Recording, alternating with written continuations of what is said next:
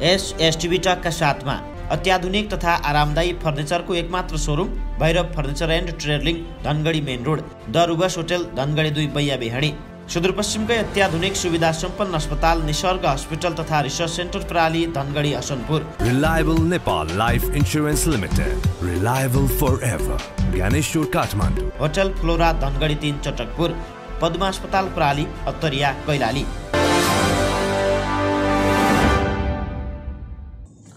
नमस्कार, एसटिभी टकमा स्वागत छ। दर्शक महानुभावहरू, हामी समसामयिक विषयमा केन्द्रित भएर एसटिभी टकमा कुराकानी बहस गर्ने गर्दछौँ।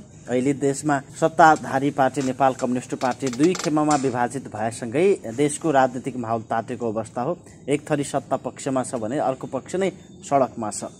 अहिलेको यो राजनीतिक परिवेशसँगै सुदूरपश्चिम प्रदेशका विभिन्न गतिविधि, विभिन्न क्षेत्रमा कार्यरत व्यक्तित्वहरूसँग पनि हामी कुराकानी बहस गर्ने गर्दछौँ। आज हामी यही राजनीतिक विषयमा केन्द्रित रहेर कुराकानी गर्नेछौँ। बैतडीको दोगाडा केदार गाउँपालिका 7 की 17 वर्षीय भागरथी भट्टको बलात्कारपछि हत्या भएको घटनालाई पनि यसमा जोड्नेछौँ। हालसम्म अपराधी पत्ता लागिसकेको अवस्था छैन। विभिन्न राजनीतिक दलले यसलाई कसरी लिएका छन्, यसको चाँडो सुनवाई गर्नका लागि कसरी दबाब दिइरहेका छन्, यो विषयमा पनि कुराकानी गर्नेछौँ। हामीसँग आज हुनुहुन्छ नेपाली कङ्ग्रेसका नेता, नेपाली कङ्ग्रेस बझाङ कैलाली सम्पर्क समिति सचिव ज्योति प्रकाश जोशी। उहाँसँग आज हामी देशको राजनीतिक माहौल र सुदूरपश्चिम प्रदेशको अवस्थाका बारेमा कुराकानी गर्नेछौँ। सर, स्वागत छ। धन्यवाद सर। देशमा राजनीतिक माहौल तातेको अवस्था छ। प्रतिपक्षीमा रहेको नेपाली कङ्ग्रेसले पनि सडकबाट सङ्घर्ष गर्नुपर्ने बाध्यता सिर्जना भएको अवस्था छ। नेपालको यो 5 वर्षका लागि दिएको म्यान्डेटलाई बिचमै यो संसदले भङ्ग गरिसकेको छ प्रधानमन्त्री। यो अवस्था आउनुमा कसलाई दोषी ठान्नुहुन्छ? पहिलो कुरा त नेपाली कङ्ग्रेस एउटा सभ्य र भव्य प्रतिपक्षको रूपमा भूमिका खेलेको कुरा जनताहरूलाई सबै कुरा थाहा छ। नेपाली कङ्ग्रेसले यो सरकारका हरेक गतिविधिहरूलाई साथ दिइरहेको छ र कहिले पनि नेपाली कङ्ग्रेसले संसदमा आन्दोलन, संसद बहिष्कार गर्ने र सडक बन्द गर्ने, यातायात बन्द गर्ने, रेलिङ भाँच्ने र त्यस्ता अनर्गल कुराहरू चाहिँ नेपाली कङ्ग्रेसबाट यो 3 वर्षसम्म तपाईँहरूले देखिराख्नु भएको छ। नेपाली कङ्ग्रेसबाट यो भएको छ।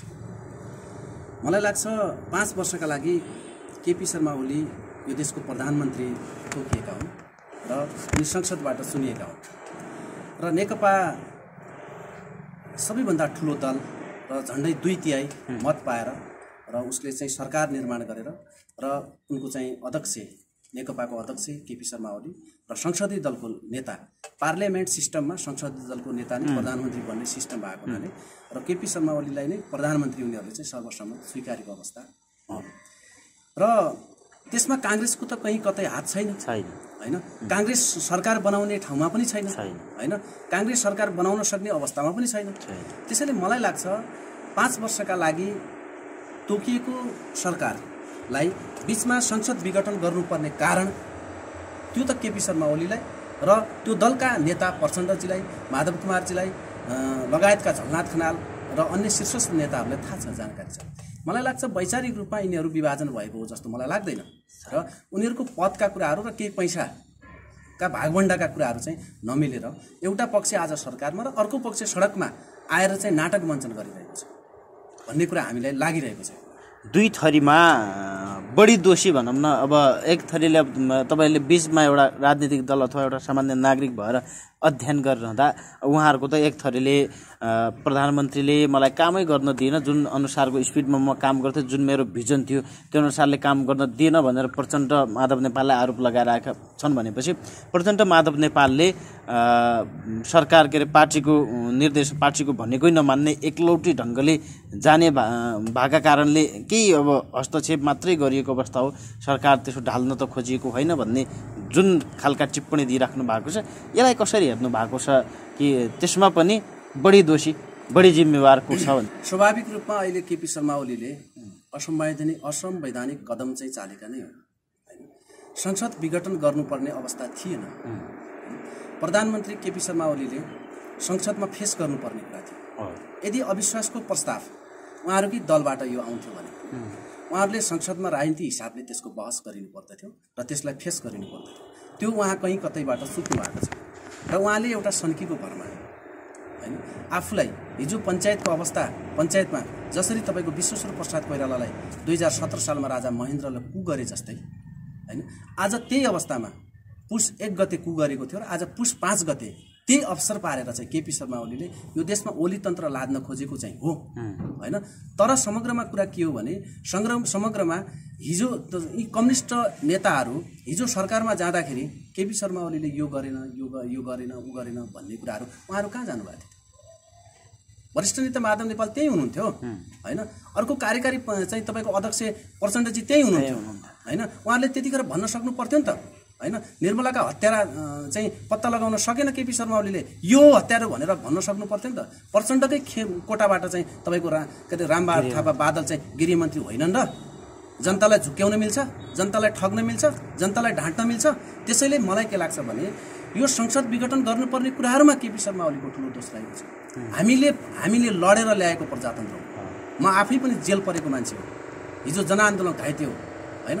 देश र जनताका लागि रगत बगाएको एउटा तन्नेरी युवा म पनि हो र म जस्ता लाखौँ युवाहरू चाहिँ हिजो सडकमा 62-63 सालको आन्दोलनमा अब कहिले पनि आन्दोलन गरिँदैन, अब हाम्रो पुस्ताले आन्दोलन गर्दैन भनेर हामीले एउटा आन्दोलनको समाप्तिको लागि हामीले यो व्यवस्था परिवर्तन गरेका होइनौँ र? आज गणतन्त्रभन्दा राम्रो तन्त्र के चाहेको त यो देशमा? के हो? के व्यवस्था चाहेको? साम्यवाद भनेको के हो? कस्तो व्यवस्था चाहेको आज कम्युनिस्टहरूले? त्यसैले कम्युनिस्टहरू यो देशमा शासन व्यवस्था गर्न सक्दैनन्, यो देशको विकास गर्न सक्दैनन्, यो देशलाई तपाईँको चलाउन सक्दैनन्, जनताहरूलाई चाहिँ उनीहरूले विश्वास लिन सक्दैनन्। त्यसैले भ्रमका खेती गरेर भ्रमका नारा लगाएर जनताहरूलाई चाहिँ केही दिनमा आफ्नो पक्षमा ल्याए तापनि तर यी समग्र कुरा चाहिँ कम्युनिस्टहरूको नै दोष हो।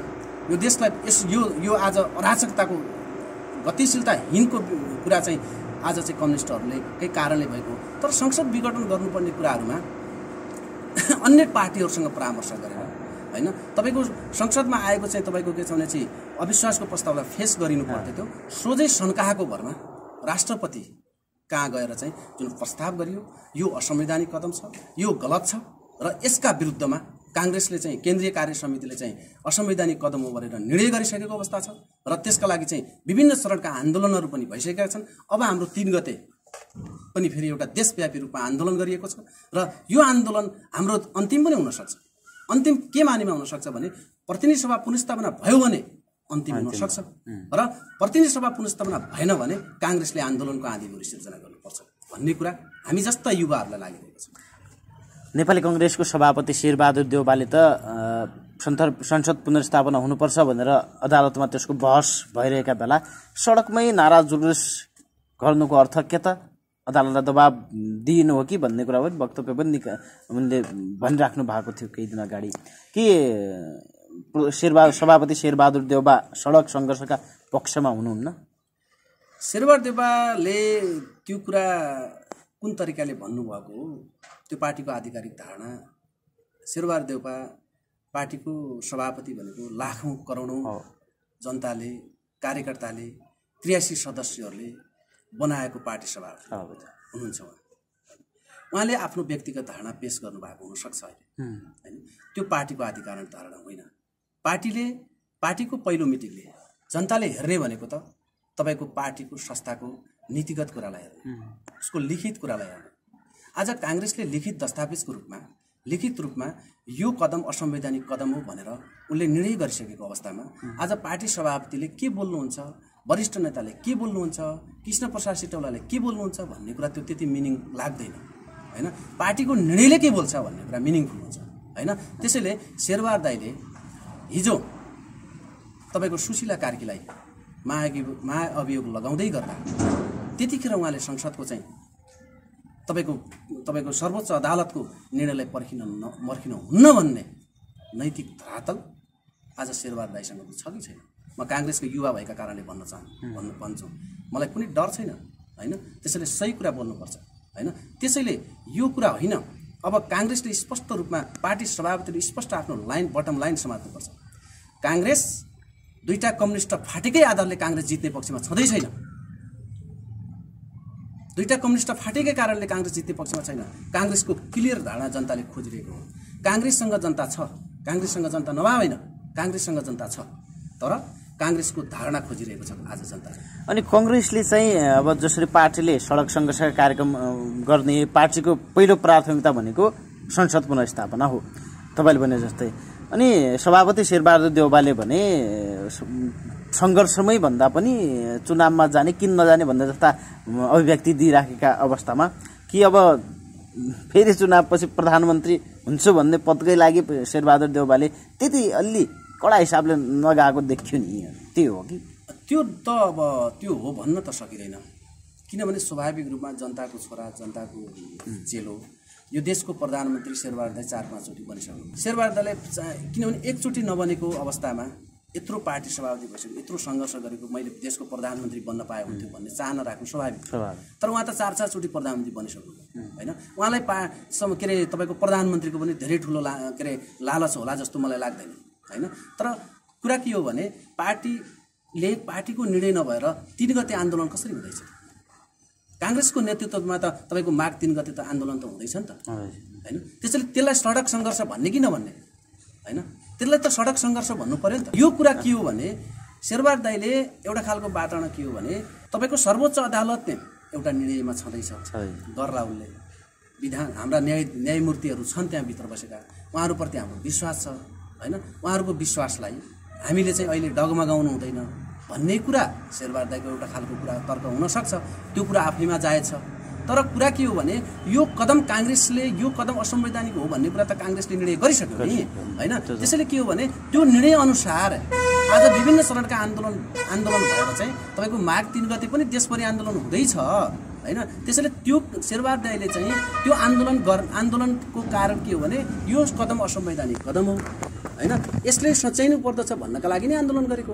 प्रधानमन्त्री बन्ने कुरा त भोलि होइन, किनभने उपयुक्त भयो भने जनताको आवश्यकता ठानियो भने जनताले चाह्यो भने प्रधानमन्त्री शेरबहादुर दाइ हुन सक्छ, नहुने भन्ने कुरा छैन। तर अहिले एकैछिन सुन्नुहोस्, तर अहिले प्रधानमन्त्रीका लागि मात्रै काङ्ग्रेस लागेको छैन। काङ्ग्रेसले जनताको शासन व्यवस्था कायम हुनुपर्छ।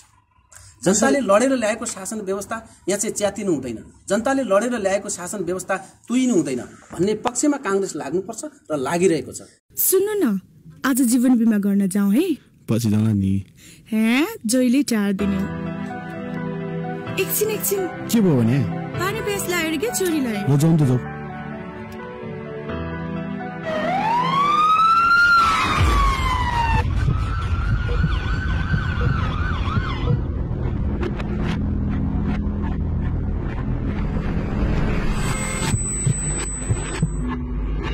बजाऊ पहिला रिलायबल जाउँ। किन? जीवन बिमा गर्न। के भयो आज?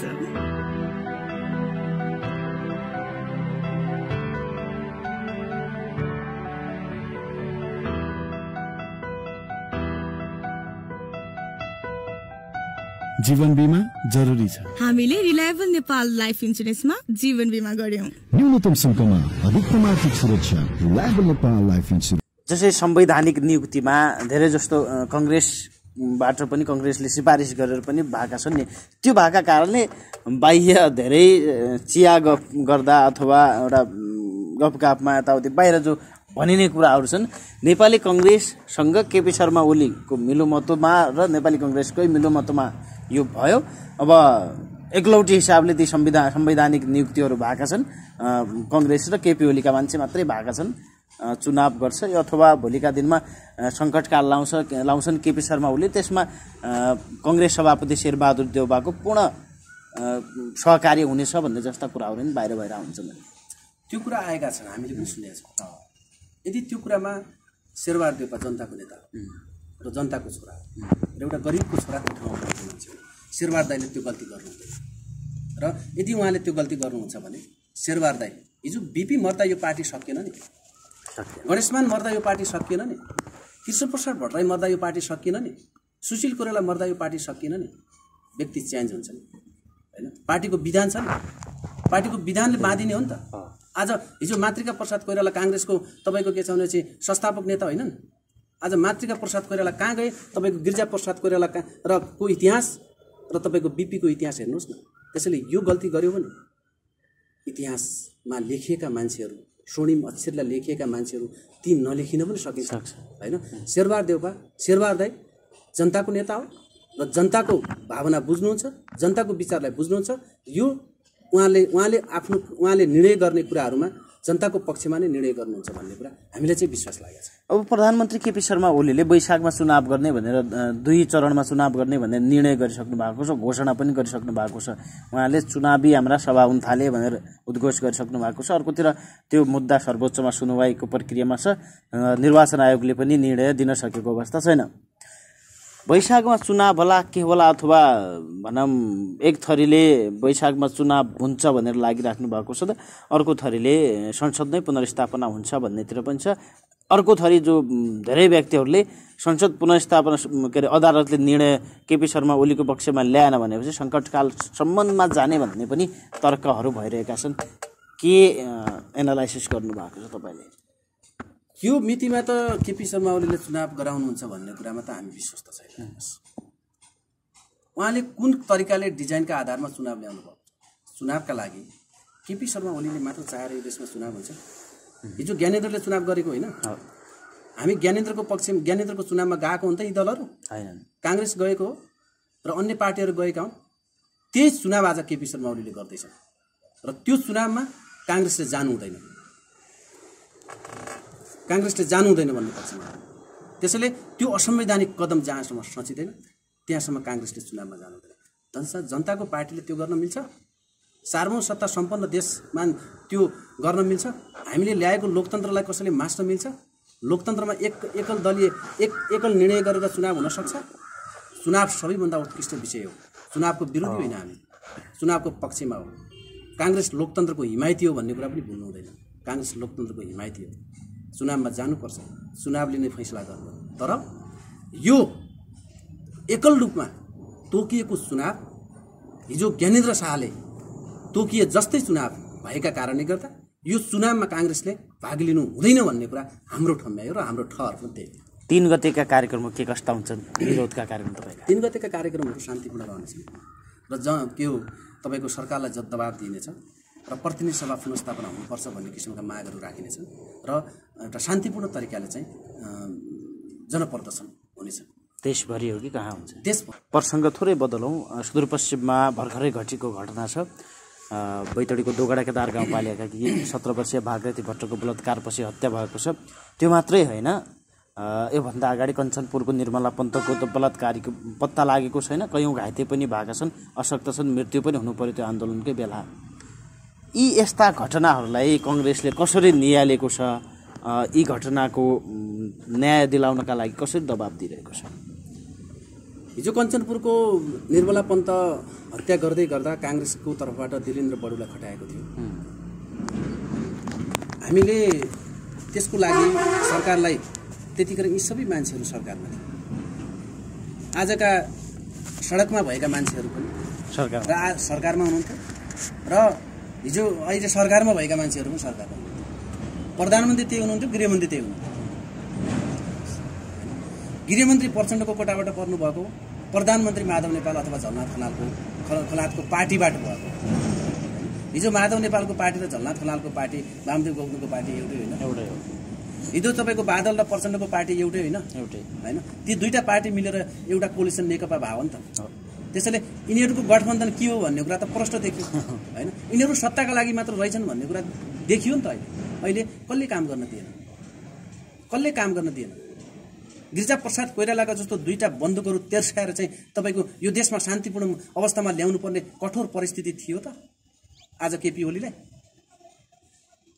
सुशील कोइरालाको जस्तो चाहिँ तपाईँको यो देशमा संविधान सभाको निर्वाचन गरेर देशमा संविधान निर्माण गर्नुपर्ने त्यस्तो गाह्रो अवस्था थियो त?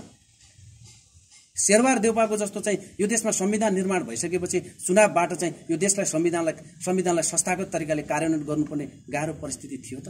त्यो थिएन। यिनीहरू सत्ताका लागि मात्रै गठबन्धन भएको। निर्मला पन्तलाई हत्या गर्ने मान्छे पनि त्यहीँभित्र छ, किन समात्न सक्यो? त्यसैले यो सरकार फेलियर भइसकेको सरकार हो। यो सरकार जनताको पक्षमा नभएको सरकार हो। यो सरकार हत्या, हिंसा र बलात्कारबाट चाहिँ ओतप्रोत भएको सरकार हो। र अहिले भागरथी बहिनी त्यही घटना आज दर्शिएको छ होइन। आज भागरथी बहिनी स्कुलबाट घर फर्किँदै गर्दा आज ती मान्छेहरू बलात्कारी भएर चाहिँ छोरीहरूले बाँच्न नपाउने? राज्यले छोरीहरूलाई मार्ने अधिकार दिएको छ, पेटभित्रबाट जन्मिन नपाउँदै मार्ने अधिकार राज्यले दिएको छ, र अर्को कुरा जन्मिसकेपछि आज तिनीहरूलाई बाँच्न नपाउने अधिकार राज्यले गरेको छ कि छैन? छोरी भयो भने फाल्ने र छोरा भयो भने जन्माउने यो परम्परा छ नि, यो सबैभन्दा क्युरेट गर्ने जो छ नि, यसलाई अन्त गर्नुपर्छ। कसरी अन्त हुन्छ भने बलात्कारका घटना त त्यसैले बलात्कारका घटनाहरू अन्त हुन्छ नहुने भन्ने कुरा छैन। फाँसीको सजायको कानुन ल्याउनुपर्छ यो देशमा। इन्डियामा हिन्दू राज्य हो नि, इन्डियामा फाँसीको सजाय कानुन हुने, नेपालमा फाँसीको सजायको कानुन नहुने? तमाम विदेशका राज्यहरूमा फाँसीको हुने। तपाईको मलेसियामा राजकुमारलाई फाँसी दिएको घटना इतिहास हामीले सुनेका छैनौँ? ताजै छ नि त, हैन? त्यो सिस्टम छ, सिस्टममा चल्नु पर्यो। देशमा कानुनमा फाँसीको सजाय हुने यदि नहुने हो भने यो देशमा बलात्कारका घटनाहरू तमाम घट्छन्। आज भागरेती जस्ता तमाम चेलीहरू चाहिँ भोलि मरिन सक्छन्। त्यसैले अहिले पनि काङ्ग्रेसको के भूमिका छ भन्ने कुरा तपाईँले सोधेको क्वेसनमा, अहिले पनि काङ्ग्रेसले, नेपाली काङ्ग्रेसको केन्द्रीय सदस्य रमेश लेखकलाई तपाईँको काङ्ग्रेसले चाहिँ खटाएको छ। हिजो मात्रै तपाईँको काङ्ग्रेसले चाहिँ यहाँ यो देशको गृहमन्त्री रामबहादुर थापालाई चाहिँ तपाईँको ज्ञापन पत्र बुझाएका छन्, यसको जानकारी गराएको छ, ध्यानाकर्षण गरेको छ। त्यसैले यो अनुसन्धानको क्रममा छ, पुलिस फोर्सहरू लागेका छन्, त्यस्ता ट्रेनिङ प्राप्त कुकुरहरू पनि खटाइएका छन्, अनुसन्धानको पद्धति अगाडि बढिरहेको छ। र काङ्ग्रेसले आज देशभरि, सुदूरपश्चिमभरि, देशभरि तपाईँको आन्दोलनको आँधीबेहुरी सिर्जना भएको छ। त्यसमा काङ्ग्रेसले चाहिँ यसको यो सत्य तथ्य घटनालाई बाहिर ल्याओस् र दोषीलाई चाहिँ कडाभन्दा कडा कारवाही गरियोस् भन्ने कुरा जोडदार माग तपाईँको टेलिभिजन, सम्मानित टेलिभिजन मार्फत म काङ्ग्रेसको एउटा युवा भएका कारणले पनि म यो जोडदार माग राख्न चाहन्छु। र काङ्ग्रेसले पनि यसको जोडदार माग सरकारलाई र सडकबाट सङ्घर्ष र सरकारबाट सरकारलाई ध्यानाकर्षण गराउने काम आज काङ्ग्रेसले गरिरहेको छ। अन्ततिर छौँ। अघि पनि कुरो उठ्यो, सभापतिले एक कुरा भन्ने र पार्टीले अलग त्यो हिसाबको निर्णय गर्ने, अलि विवाद कङ्ग्रेसमा पनि छ नै। अहिले धेरै गुटहरू पनि देखिन थालेका छन्। अब गुटगतको अन्त्य र सत्यको पक्षमा जानका लागि प्रतिपक्षमै रहँदा पनि सरकारलाई बढीभन्दा बढी दबाब दिएर जनताको पक्षमा काम गराउनेतर्फ तपाईँ जस्ता युवाको भूमिका कस्तो हुन्छ? हाम्रो भूमिका त हिजो 62-63 सालको जनआन्दोलन पनि हामीले भूमिका खेलेको। सडकमा हामीले भूमिका नखेलेको भने आज त्यो व्यवस्था चेन्ज हुन्थ्यो? गिरिजाप्रसाद कोइरालाले भनेको होइन यही केपी ओलीले? बैलगाडामा चढेर अमेरिका पुगिन भनेको होइन? गिरिजाप्रसाद कोइराला बैलगाडा चढ्नु भयो? राजा र माओवादी मिलेर काङ्ग्रेसलाई सिद्ध्याउने षड्यन्त्र गरेको होइन? त्यो कुरा हामीलाई थाहा छैन भने? अनि गिरिजाप्रसाद कोइरालाले राजतन्त्र सिद्ध्याउनका लागि चाहिँ माओवादीको सहयोग लिनुपर्छ र यो देशमा शान्ति सधैँका लागि चाहिँ हत्याहिंसा बन्द गरिनुपर्छ भनेर आफ्नो ज्यानलाई हत्केलामा राखेर, आफ्नो राजनीतिलाई दाउमा राखेर एक्लै भारतमा गएर प्रचण्डलाई भेटेको होइन? 12 बुँदे समझदारी भारतमा बनाएको होइन? त्यही 12 बुँदे समझदारीको जगमा आज 2062-63 सालको आन्दोलन भएको होइन? त्यो कुरा काङ्ग्रेसले भुलेको छैन नि, भुल्नु हुँदैन त्यो कुरा, होइन? र इतिहासका हरेक कालखण्डमा 2007 सालको परिवर्तन गर्ने सवालमा काङ्ग्रेसको नेतृत्व, जसको सभापति विश्वेश्वर प्रसाद कोइराला हुनुहुन्थ्यो। 2036 सालको जनमत सङ्ग्रहमा काङ्ग्रेसको नेतृत्व छ। 2042 सालको भर्त अवज्ञा आन्दोलनमा काङ्ग्रेसको नेतृत्व छ र 2046 सालको चाहिँ तपाईँको जनआन्दोलनमा काङ्ग्रेसको नेतृत्व छ, जसको लिडरसिप चाहिँ तपाईँको के छ भने गणेशमान सिंहले गर्नुभएको थियो। र 2062-63 सालको आन्दोलनको नेतृत्व गिरिजाप्रसाद कोइरालाले गर्नुभएको थियो, होइन? आफ्नो पार्टी हार्छ भन्ने कुरा थाहा पाउँदै पनि देशले जित्नुपर्छ भनेर आफ्नो जीवनलाई दाउमा राखेर, आफ्नो राजनीतिलाई हत्केलामा राखेर चाहिँ गिरिजाप्रसाद कोइरालाले काम गरेको होइन। त्यसैले आफ्नो कदलाई उच्च बनाउनका लागि, आफ्नो पर्सनालिटी टावरिङ बनाउनका लागि शेरबहादुर देउवाले पनि भुल्नु हुँदैन। अब मैले अघि नै भनिसकेँ, दुईटा कम्युनिस्ट फुटेकै आधारमा काङ्ग्रेस जित्छ र काङ्ग्रेस सरकारमा जान्छ भन्ने कुरा दिवा सपना हो। यो गलत हो। फिल्डमा हामी खटेका छौँ, गाउँमा हामी बसेका छौँ र ग्रासरुटमा हामी बसेका छौँ। गलत कार्यकर्ताहरूले नेतालाई गलत चाहिँ विश्लेषण गरेका आधारले पनि नेताहरूले यो निर्णय गर्न सक्छन्। नेतालाई सही गाइडेन्स गर्नुपर्छ, कार्यकर्ता सही हुनुपर्छ। हामी फिल्डमा खट्ने कार्यकर्ता हो, हामी दुःख पाएको मान्छे हो, जेलनेल गरेर आएको मान्छे हो, हैन। इतिहासका कठिन कालखण्डमा हामीले 20-25 वर्ष आफ्ना सुनौला अवसरहरू सुनौला वसन्तहरू हामीले पार गरेर चाहिँ यो पार्टीका लागि तिलाञ्जली दिएका छौँ, योगदान गरेका छौँ, देश र जनताका लागि योगदान गरेका छौँ। अनि हामीले भने मान्ने कि हनुमानी कार्यकर्ताहरूले चाहिँ जो चाहिँ तपाईँको के छ भने हनुमानको जस्तै त्यो गणेशको जस्तै चाहिँ घुमेर चाहिँ दाइ सब कुरा ठिक छ भनेर चाहिँ पार्टीलाई सिद्ध्याउने कार्यकर्ताहरूले भनेको मान्ने नेताले आज शेरबहादुर दाइलाई पनि त्यही गलत हनुमानी कार्यकर्ताहरूले चाहिँ जो सल्लाह दिइरहेका छन् यो सबैभन्दा गलत सल्लाह छ। शेरबहादुर दाइ त्यस्तो मान्छे हुँदै होइन, जनताको नेता हो। हिजो पञ्चायतमा तपाईँको के छ भने सबैभन्दा बढी बोल्छ भनेर चाहिँ जिब्रोमा करेन्ट लगाएको होइन शेरबहादुर दाइ क्रान्तिकारी मान्छे हो, हामीलाई थाहा छ। तर उनी भित्रका मान्छेहरू शेरबहादुर दाइलाई प्रयोग गरेर चाहिँ आफू गलत धन्दा गर्ने, काङ्ग्रेसको नाममा पैसा असुल्ने, काङ्ग्रेसको नाममा घरघरेडी बनाउने त्यस्ता गलत मान्छेहरूको कुरा चाहिँ पार्टी सभापतिले सुन्नु हुँदैन। महत्त्वपूर्ण समयका लागि धन्यवाद। धन्यवाद। दर्शक महानुभावहरू, आजको एसटिभी टकमा हामीसँग हुनुहुन्थ्यो नेपाली कङ्ग्रेस बझाङ कैलाली सम्पर्क समिति सचिव ज्योति प्रकाश जोशी। उहाँसँग हामीले देशको अहिलेको राजनीतिक अवस्था र नेपाली कङ्ग्रेसभित्रको विवाद के कस्तो छ र अहिले जुन बलात्कारका घटना छन्, बैतडीको दोगडा केदारमा पनि केही दिन अगाडि बलात्कारपछि हत्या गरिएकी किशोरीको न्यायका लागि नेपाली कङ्ग्रेसले खेल्ने भूमिका लगायतका विषयमा कुराकानी बहस गर्यौँ। दर्शक महानुभावहरू, हाम्रो एसटिभी टकसँगै अन्य गतिविधि हेर्नका लागि सुपर अनलाइन टिभी नेपालको फेसबुक पेज र युट्युब च्यानल मार्फत हेर्न सक्नुहुन्छ। आजका लागि प्रविधिमा सहयोग गर्ने सम्पूर्ण सहित म दिनेश विष्ट पनि बिदा हुन्छु। नमस्कार।